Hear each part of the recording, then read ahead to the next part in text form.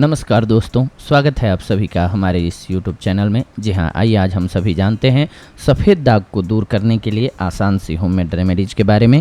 सफ़ेद दाग को लोगों ने कुष्ठ रोग का नाम दिया है।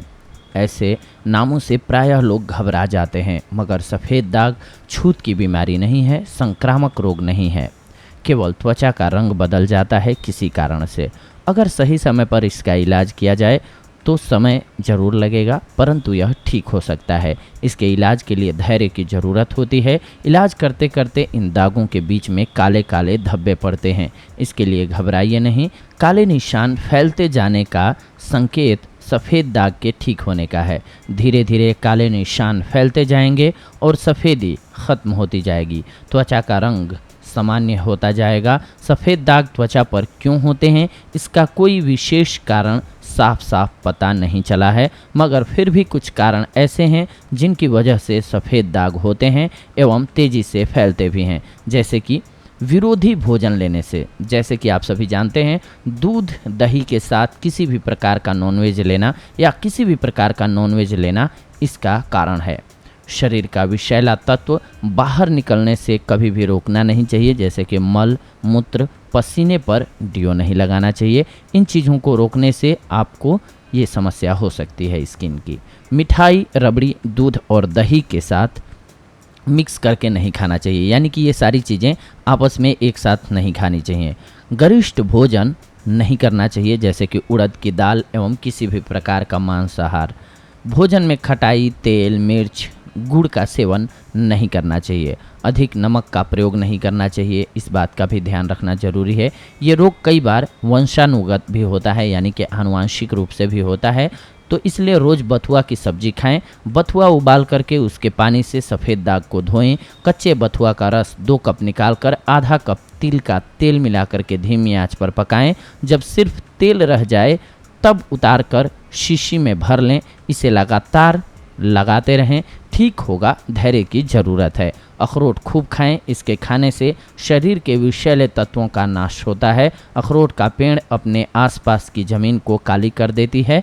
ये तो त्वचा है, अखरोट खाते रहिए, लाभ होगा।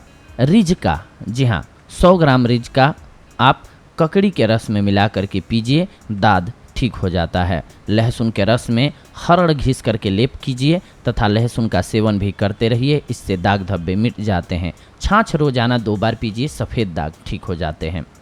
लहसुन के रस में हरड़ को घिस कर लेप करें, साथ साथ सेवन भी करें, आपको लाभ होगा। पानी में भींगी हुई उड़द की दाल पीस करके सफ़ेद दाग पर 4 महीने तक लगाने से दाग भी ठीक हो जाएगा। हल्दी एक औषधि है, इससे त्वचा रोग में फ़ायदा होता है। 100 ग्राम हल्दी 400 ग्राम स्पिरिट यानी कि स्प्रिट लेकर के मिलाएं और खाली शीशी में भर करके रख दें। धूप में दिन में कम से कम 3 बार हिलाएं ज़ोर ज़ोर से।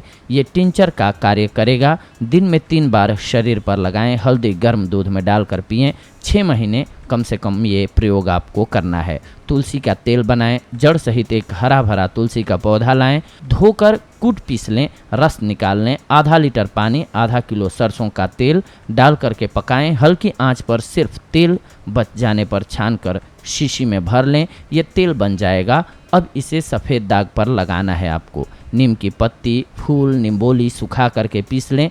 प्रतिदिन इसकी फंकी लें। सफ़ेद दाग के लिए नीम एक वरदान है। कुष्ठ जैसे रोग का इलाज नीम से सर्वसुलभ है। कोई भी सफ़ेद दाग वाला व्यक्ति नीम तले जितना रहेगा उतना ही फ़ायदा होगा। नीम खाएं, नीम लगाएं, नीम के नीचे सोएं, नीम को बिछा करके सोएं। पत्ते सूखने पर बदल दें। पत्ते फल निम्बोली छाल किसी का भी रस लगाएं एवं उसका जूस पिएं, ज़रूर फ़ायदा होगा।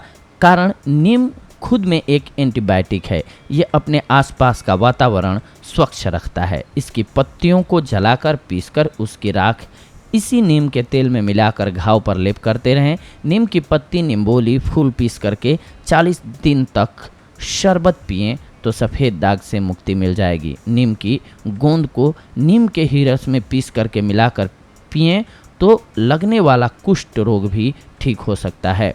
फ्री आयुर्वेदिक ये उपचार है आप सभी के लिए। इसके सहारे आप इस कुष्ठ रोग से मुक्ति पा सकते हैं। इसके साथ साथ कुछ बातों का ध्यान रखें कि कभी भी गरिष्ठ और बहुत ज़्यादा तला हुआ मसालेदार भोजन का सेवन न करें, अन्यथा आपको फ़ायदे की जगह नुकसान होगा। तो ये थी आज की जानकारी आप सभी के लिए। अगले एपिसोड में आप सभी के साथ जुड़ते हैं एक अन्य बेहद ही महत्वपूर्ण जानकारी के साथ। तब तक के लिए धन्यवाद। नमस्कार दोस्तों।